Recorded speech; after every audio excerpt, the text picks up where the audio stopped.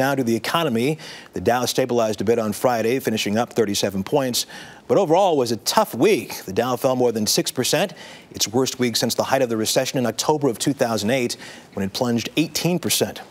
Joining us to help make sense of what this means for Wall Street and Main Street is Michael Santoli, a senior editor at Barron. Michael, always good to see you. Thanks for coming in. Good to see you. Good morning. Theoretically, we're not in a recession right now, but do you see a second one looming down the road? I don't think that's the likeliest scenario, but obviously the markets are struggling to determine whether the slowdown we saw through the summer is going to erode further into a recession. And obviously the big swing factor here is what's going on in Europe. You have the government debt crisis over there. There's a perception that the authorities have been very slow in their pace of rescue of Greece or some kind of backstopping of those troubled governments, and that's the worry right now, that it basically could erode into another banking crisis. What role is consumer confidence playing this overall instability?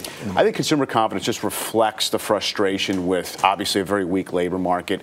Incomes have been pretty stagnant, so I don't think it's telling us very much about what consumers are going to do. A lot of times they say different things to pollsters than what they're doing. Retail sales are okay; they're holding up all right. But I do think it's an overhang, probably a political overhang more than anything. Earlier this week, Republicans challenged the Federal Reserve with an unusual letter. I want to read a bit from it here.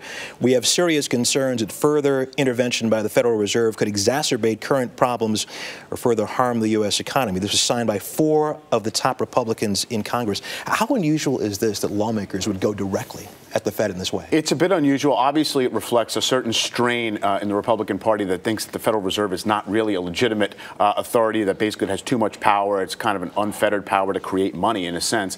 I do think it's sort of more about posturing at this point. We realize the Fed is going to be there to try to inject money into the banking system. They basically last week said they're going to try to do what they can to cap long-term interest rates.